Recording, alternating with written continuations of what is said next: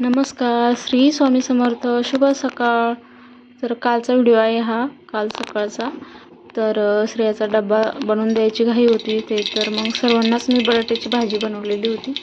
तर म्हटलं चला आता अशा पद्धतीने थोडं वेगळ्या पद्धतीने बटाट्याची भाजी बनवूया. तर छान असे बारीक काप केले होते बटाटे स्वच्छ धुवून काप करून घेतले. एक कांदा चिरून घेतला आणि तव्यावरतीच मला भाजी बनवायची ती, लोखंडी तवा आहे हा.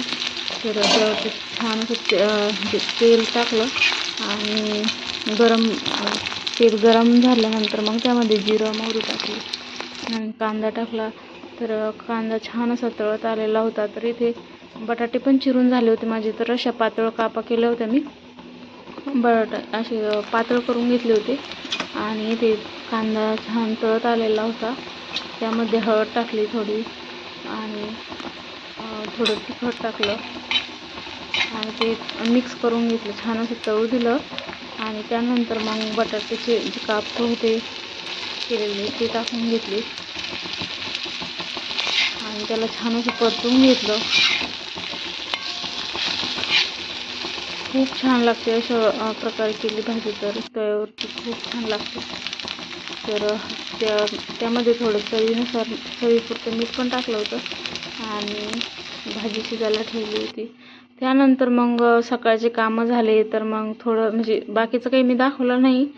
तर कामं झाल्यानंतर मला इथे ब्लाऊज कटिंग करायची होती. तर हे माझंच ब्लाऊज आहे.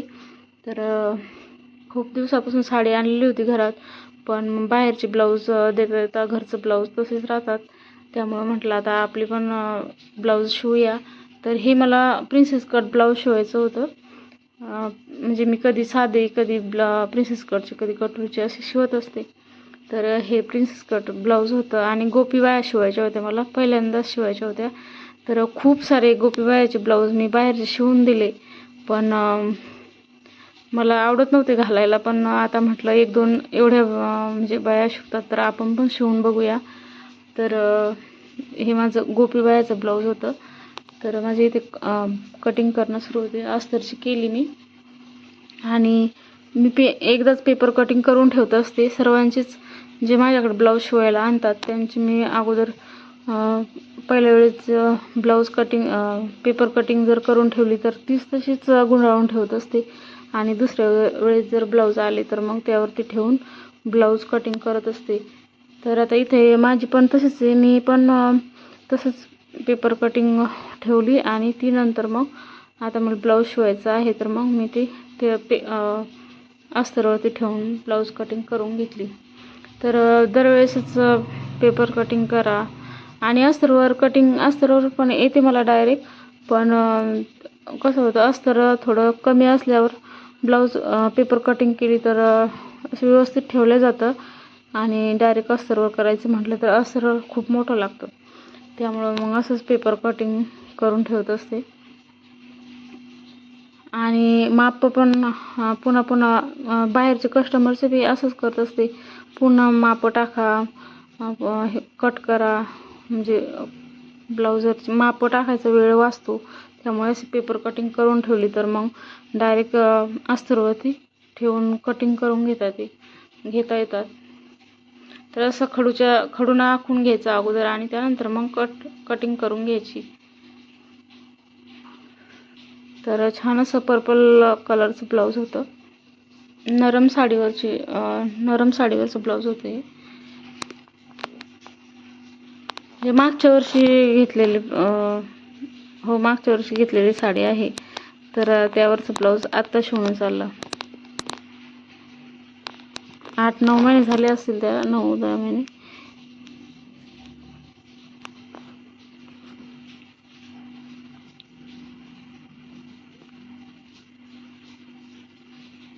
तर अशा प्रकारे मी कटिंग करून घेत असते. आता खूप सारे ब्लाऊज आलेले आहेत, पण म्हटलं आता 2-4 ब्लाऊज माझेच काढूया. तर आता घरचे पण ब्लाऊज लागतात. तर असं कुठं गावाला जायचं असलं की ब्लाऊज शिवलेलं असलं तर मग साडी घालता येते. आणि प्रत्येक मशीन म्हणजे ज्याच्याकडं मशीन आहे त्या बाईचं असंच आहे की स्वतःचे ब्लाऊज ठेवायचे आणि दुसरे कस्टमरचे आलेले द्यावे लागतात. कारण म्हणजे पैशाचं काही नसतं, पण कसं असतं बाहेरचे ब्लाऊज कस्टमर बेजार करतात, त्यामुळे आपल्याला अगोदर आपले ठेवून कस्टमरचे ब्लाऊज द्यावे लागतात. आणि ब्लाऊज शिवून दिले तरी दुसरे हजारच असतात, त्यामुळं मग घरचे शिवायला टाईमच भेटत नाही. तर म्हटलं आता बाहेरचे थोडा दिवस राहू द्या, 2-3 दिवस, आणि स्वतःचे शिवणार आहे मी. आता 2-3 म्हणजे कटिंग केलेले आहे 2-3 ब्लाऊजची. तर तेवढं मी आता शिवून घेणार आहे, जसं म्हणजे कामातून वेळ भेटेल तसा.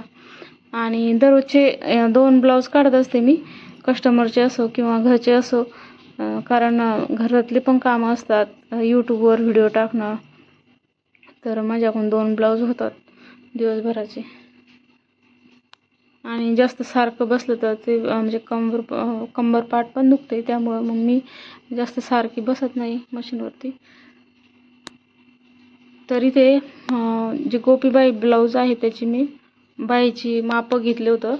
5.5ची बाही, म्हणजे 5ची शिवून पाहिजे होती मला, तर 5.5-6चं घेतलं, म्हणजे माप घेतलं मी टाकून. आणि नंतर मग कट करता येतं. अगोदर आता त्याला प्लेटा पाडावं लागतात. तर इथे मी कापून घेतलं 6 इंच अशी बाहीचं माप म्हणजे कट करून घेतलं. आणि त्यानंतर मग लेस होती, तर ती लेस मला उसवायची होती.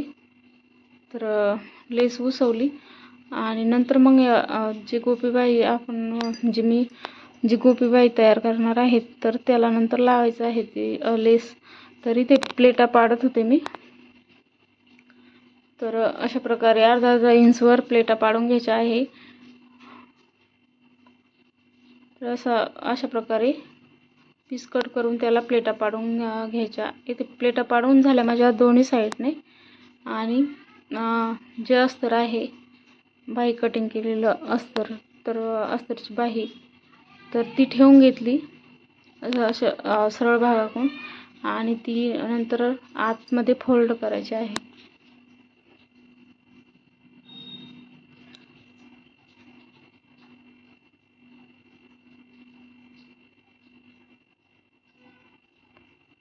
तर अशा प्रकारे खूप छान वाटते गोपीबाई. तर इथे तयार झाली आहे. एक बाही तयार करून घेतली मी, आणि आता दुसरी पण मी करून घेणार आहे. आणि पूर्ण ब्लाऊज रेडी झाल्यानंतर मी तुम्हाला उद्याच्या व्हिडिओमध्ये ब्लाऊज दाखवणार आहे.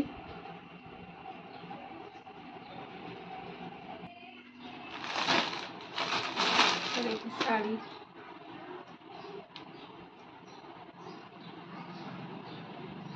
कस्टमरची आहे, मिशोवरती घेतलेली आहे. तर खूप छान साडी आहे. पिको फॉलसाठी आलेली आहे माझ्याकडे. तर म्हटलं चला माझ्या मैत्रिणीसोबत पण शेअर करूया. बघ, छान साडी आहे. फक्त 300 रुपयाची आहे.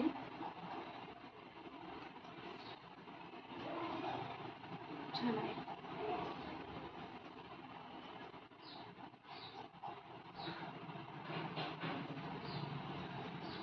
पदर आहे.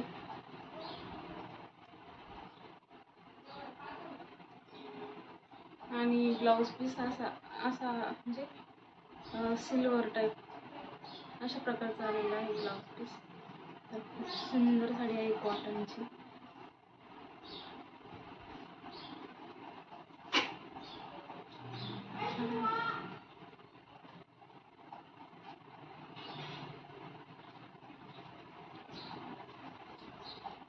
सुंदर साडी आहे.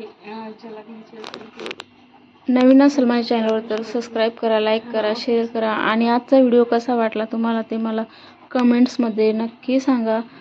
तर भेटूया अशाच नवीन व्हिडिओमध्ये. तोपर्यंत बाय बाय.